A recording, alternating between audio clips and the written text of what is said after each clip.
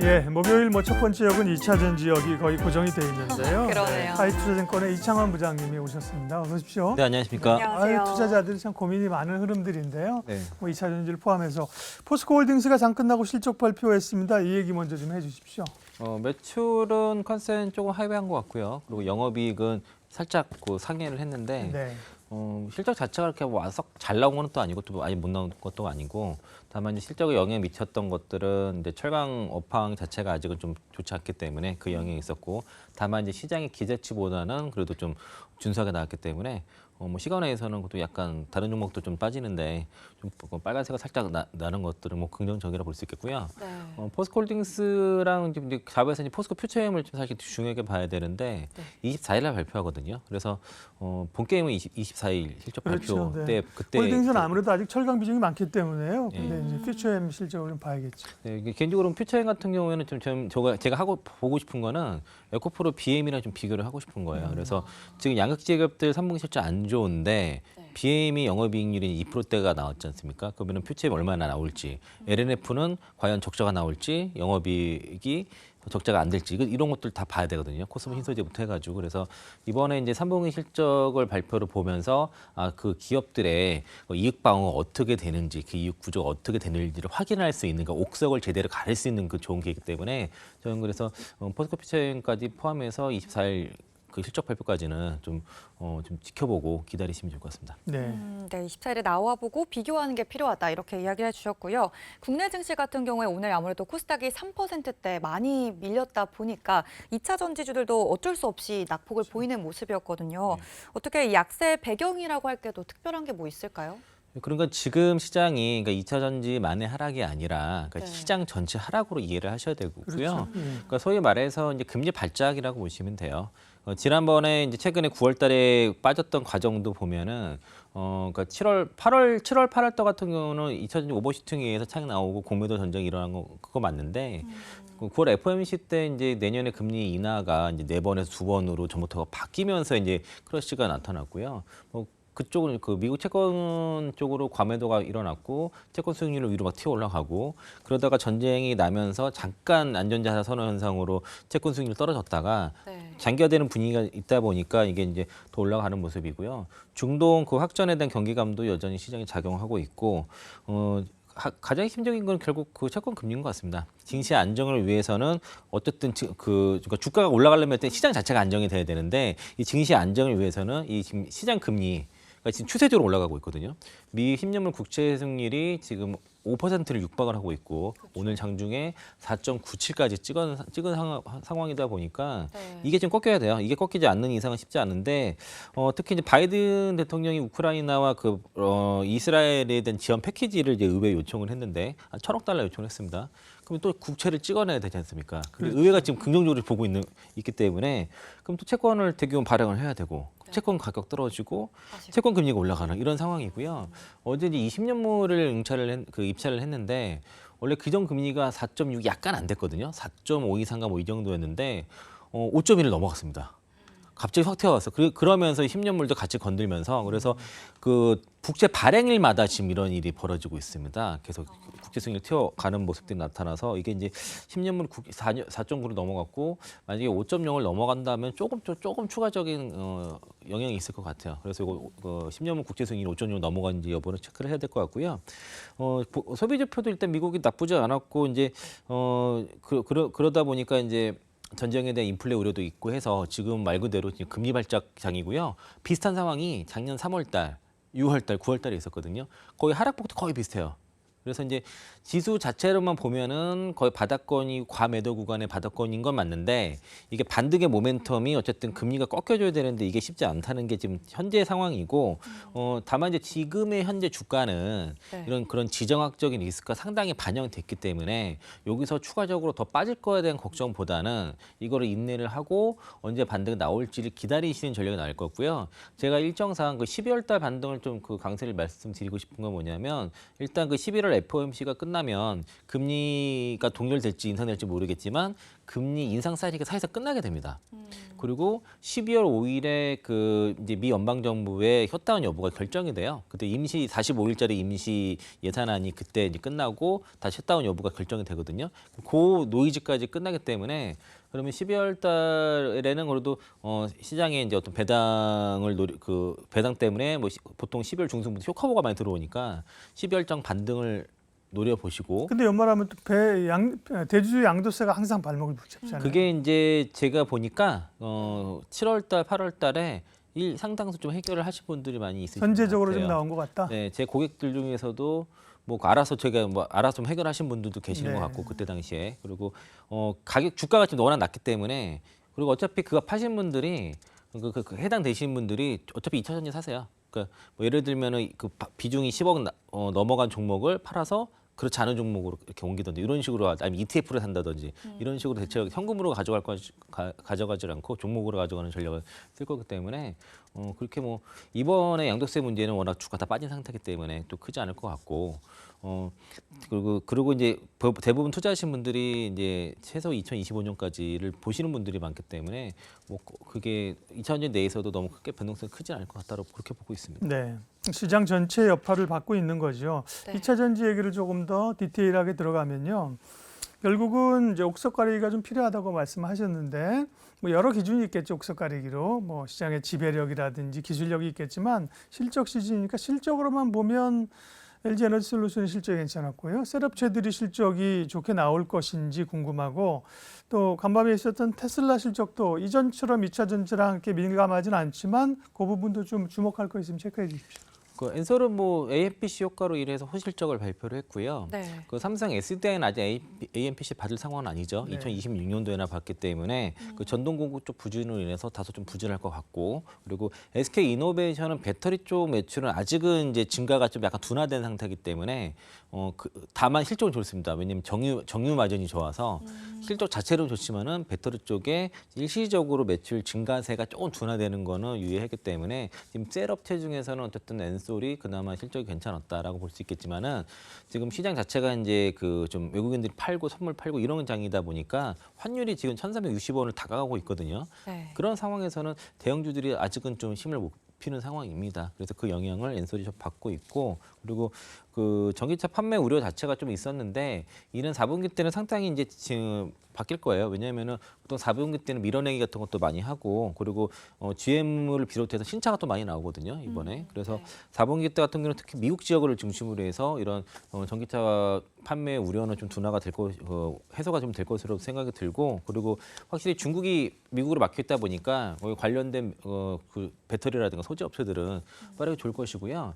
그리고 사실 이 올해 전기차 판매 둔화는 예고된 겁니다. 이게 왜 그러냐면 기존의 1세대 전기차와 2세대 전기차가 굉장히 차이가 커요. 그 2세대 같은 경우에는 이제 VT를 해가지고 그 자동차에 있는 배터리를 이용해서 다른 전기라든가 여러 가지를 사용할 네. 수가 있는데 1세대는 그냥 순수하게 운송수단 순이거든요. 그러니까 순수 전기차 플랫폼으로 만든 전기차가 아니었어요. 1세대는.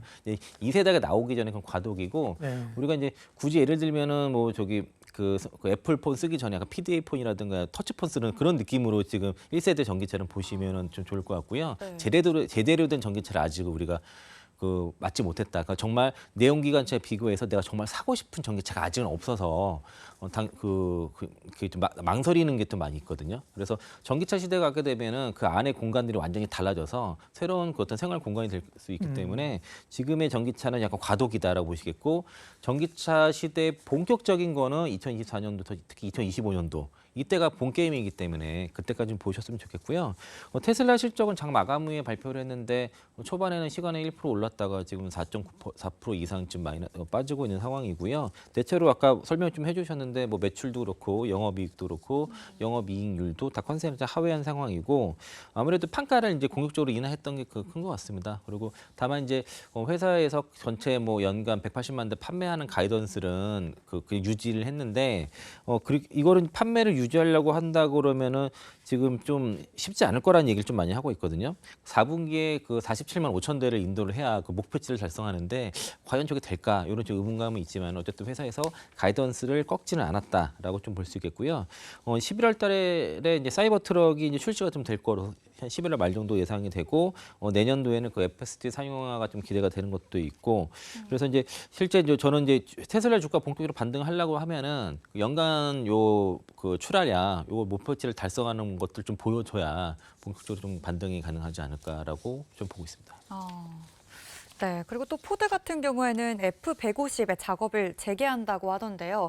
이렇게 되면서도 연계파가 15만 대로 증가를 하게 된다면 국내 증시에 국내 관련 기업들에도 좋은 영향을 줄 수 있을 것 같은데 어떤 영향을 주게 될까요? 지금 뭐 파업하고 이러는데 이거 뭐 제대로 할 수 있나 좀 오해하기도 하네요, 그죠? 이게 이제 그 약간 오해가 있었던 내용이 있었고요. 그러니까 이제 네. 그 F150 라이트닝이 그 딜러 쪽에 재고가 좀 증가했다는 뉴스가 있었었는데 이게 예전에 나왔던 뉴스고 사실 이 여부가 그 이제 이게 그 포드 공장이 이제 6주간 품질 테스트랑 생산 라인 업그레이드를 했거든요. 그래서 일시적으로 출하량이 출하가 좀 중단되면서 영향이 있었던 걸로 좀 파악이 되는데 어쨌든 이걸로 위해 캐파를 증설을 하기 때문에 지금 거의 3배가 넘는 캐파 증설이고 인원도 1,200명을 채용을 했습니다. 그래서 그 인력이 투입될 것이고 이렇게 되면은 연간 캐파가 이제 15만 대니까 요게 관련된 뭐 셀이라든가 관련 소재 업체들은 당연히 출하량 매출 증가하겠죠. 그러면은 배터리 셀도 그렇고 여기 들어가는 양극재 기업들 대미 수출량 그 증가하게 4분기는 더 올라가지 않을까 싶고요. 네. 10월 달에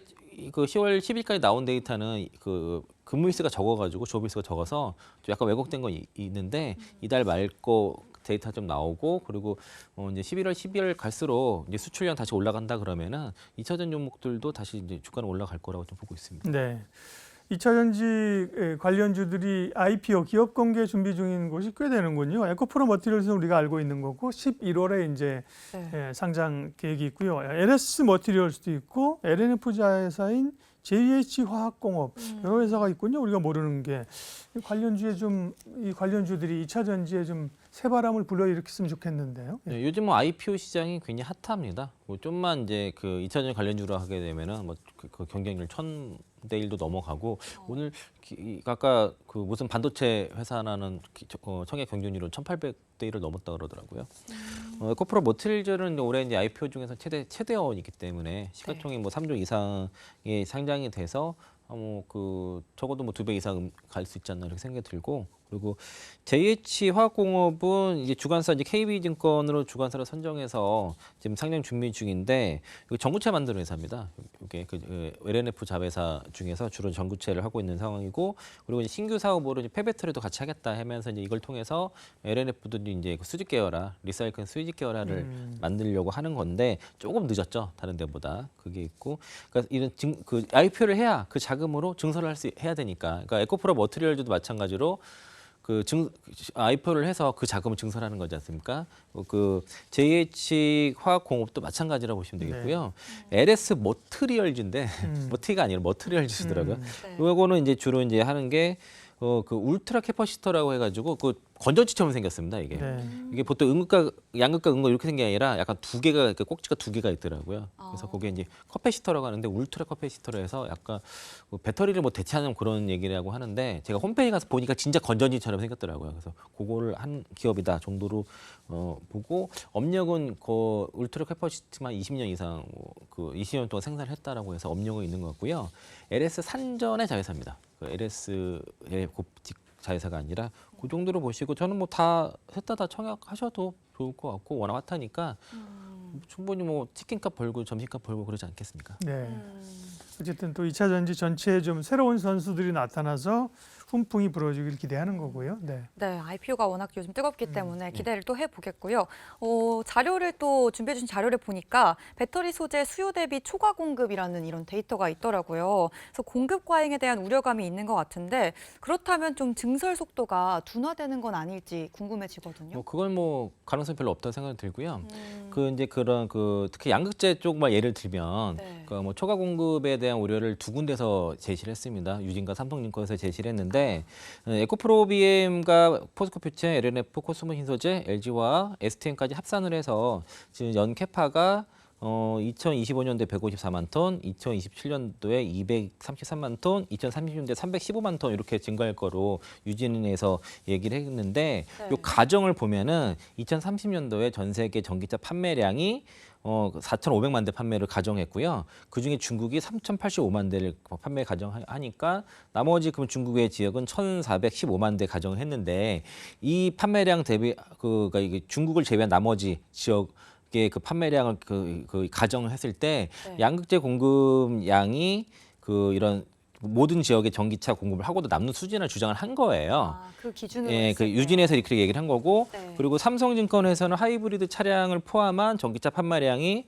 친환 그 판매량이 2030년도에 3,990만 대로 추정했습니다. 4천만 대가 안 되게 전 세계 판매량 이렇게 얘기를 했는데, 그 왕칭 중국 국무원 발전연구센터 시장 경제연구소에서 2030년도에 전 세계 그 전기차 시장이 약 5,680만 대 규모로 예상을 했어요. 지금 앞에 유진이라보다 삼성보다 엄청 많죠. 네. 그리고 여기에 이제 중국은 2030년도에 3,200만 대로 추산했기 때문에 중국의 지역이 2,480만 대니까 거의 지금 유진투자증권이랑 비교했을 때 1,000만 대 정도 이상의 차이가 나는 것이고요. 그리고 IEA 국제에너지기구 같은 경우에는 그 2030년도에 그 베스트 시나리오 기준으로 해서 연간 그 판매량을 6,500만 대 기준으로 했거든요.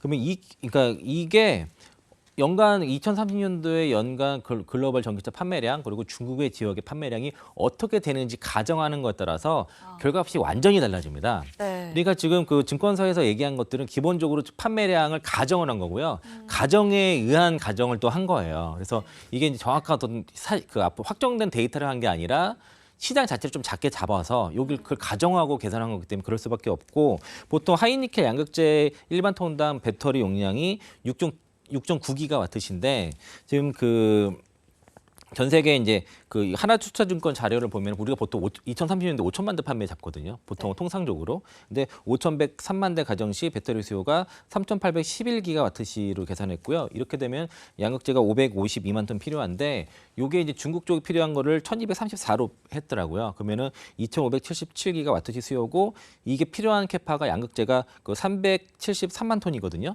근데 이제 아까 유진투자에서 2030년도에 315만 톤이니까 대략 58만 톤이 부족한 걸로 나옵니다. 이 계산으로 하게 되면. 그리고 그 IAEA에서도 양극재 그 필요량이 2030년도에 330에서 520만 톤이라 기 때문에 아까 그 필요한 양보다 지금 더 많을 거고요. 그리고 보통 양극재 개들이 증설을 한다고 해도 실제 돌아가는 캐파는 85에서 90% 정도로 보시면 돼요. 맥스 90%고 다 안 돌아가요, 이게. 그러니까 이제 공급과 일행 말은 좀 거기서 안 맞을 수 있고 이거는 이제 가정을 어떻게 하는지 따라서 완전히 다른 결과값이 나올 수밖에 없고 또 전기차만 본 거고요. 전기차 외에 ESS 아니면은 그 공구라든가 IT 장치, 가전 로봇, 선박, 항공 이런 거 하나도 안 들어간 가정치기 때문에 네. 그 산업이 발전하게 되면 당연히 캐파도 늘어날 수밖에 없을 것이고요. 그리고 또 하나 가정이 재밌는 게 LFP 배터리는 점이 점점 상승하고 삼원계 배터리는 점점 점이 하락하는 걸 둘 다 가져겠습니다. 근데 우리가 이제 보통 2차전 투자하신 분들은 특히 이제 미국 시장에서 지금 LFP 배터리 점유율이 떨어지고 있거든요. 삼원계는 더 올라가고 LFP는 떨어질 거야 이렇게 보는데 그 반대로 지금 가정하기 때문에 가정이 완전히 서로 다르다. 그리고 그 IRF범사 그 2024년부터 배터리 부품이랑 그리고 배터리 광물은 2025년부터 외국 우려 단체에서 생산시키는 세액 공제 안 되기 때문에 이거 맞추려면은 증설을 늦출 수가 없어요. 좀 빨리 맞춰야 되겠고 그리고 그 IRF법 규정상으로도 올해부터 쭉 그 2030년까지 그 비중이 올라가거든요. 그러니까 이게 이제 그 늦춘다는 것 자체가 좀 여유가 없다라고 말씀드리겠고요. 네. 그리고 이런 국내 업체들이 미국 증설 속도를 많이 늦춘다. 이건 자살행위고요. 중국 업체들의 진출을 빌미를 주는 생각이 되죠. 그래서 걱정을 할 예, 필요가 없겠네요. 그런 이 일 부분에 없다고 보고 있어서는. 있습니다. 네. 마무리 좀 하겠습니다. 그러면 이제 말씀하신 것처럼 2차 전지만의 문제가 아니고 시장 전체적인 영향을 겪고 있고요. 2차 전지도 사실은 가격 조정을 꽤 겪었고 이제 기간 조정 구간인데 그러면 지금 상황에서 2차 전지에 대해서 어떤 전략을 취해야 되는 게 좋은지 또 말씀하시긴 옥석 가리기는 어떻게 하면 좋은 건지 마무리해 주세요. 예, 그러니까 시장이 이렇게 그 크래시가 나서 빠진 다음에 바닥을 잡는 과정에서도요 변동성이 크게 발생합니다. 이게 이제 그러면서 변동성이 줄어드는 구간이 이제 올 거고요. 어쨌든 지금은 그 금리가 안정돼야 돼요. 그래서 일단 그 금리가 안정되는 게 그게 필요하고 나서 그다음에 이제 그 가지고 계신 종목들은 나름의 밸류에이션을 지금 다 해보시고요. 그래서 그 상승 여력이 있는 것들 위주로 그 이제 종목 교체 타이밍을 잡으시고 지금 막 빠진 상태에서 같이 할 필요는 없고요. 좀 안정돼서 이제 반등 나올 때 보면은 어떤 건 강하고 어떤 거는 못 오르고 이런 게 나올 거예요. 그럴 때 교체를 하시면 됩니다. 약한 거를 버리고 강한 쪽으로 약간 압축을 해서 가는 전략으로 쓰시면 좋을 것 같고요. 이게 그 아직은 어쨌든 금리 안정 좀 보시고 나서 움직여서도 충분할 거라고 보고 있습니다. 조금 그 현재 안에서 아까 옥석 가리기 얘기하셨으니까 조금 더 집중할 쪽이 있을까요? 지금은 이제 그 장비 쪽보다는 소재 쪽으로 보시는 게 나을 것 같고요. 네. 제가 뭐 많이 말씀드린 양극재 지주사 쪽과 양극재 그리고 전액 쪽도 그 괜찮다고 보는 게 그 ROIC라고 해서 그 투하자본 이익률이 양극재가 제일 높은데 다음으로 높은 게 전액이거든요. 그래서 전액도 많이 바닥에 있는 종목도 있으니까 그쪽 괜찮을 것 같고 그리고 동박 쪽에서도 제가 좀 많이 이거 좀 이제 싸졌다고 보는 게 SKC입니다. 예전에 제가 SKC를 5만 원부터 추적을 해서 20만 원까지 이제 본 적이 있었는데 지금 7만 원대거든요. 그러면 좀 여기서부터는 좀 관심을 가져도 될 것 같고 그리고 다른 섹터는 일단 2차 전지 쪽도 안 좋은 상황이니까 굳이 뭐 다른 곳까지 볼 여력이 있나 좀 싶고요. 어쨌든 뭐 좀 2차 전지 쪽에 집중하신 분들은 좀 어렵다고 다루는데 쳐다볼 여력은 없을 것 같아서 그쪽 집중하시면 좋을 것 같습니다. 예. 네. 오늘 예지도 첫 번째 역 2차 전지역이었고요. 시장 상황과 함께 2차 전지 전략까지 이창환 부장님과 말씀 나눴어요. 부장님 고맙습니다. 네, 고맙습니다. 감사합니다. 이로운 경제 채널 EBC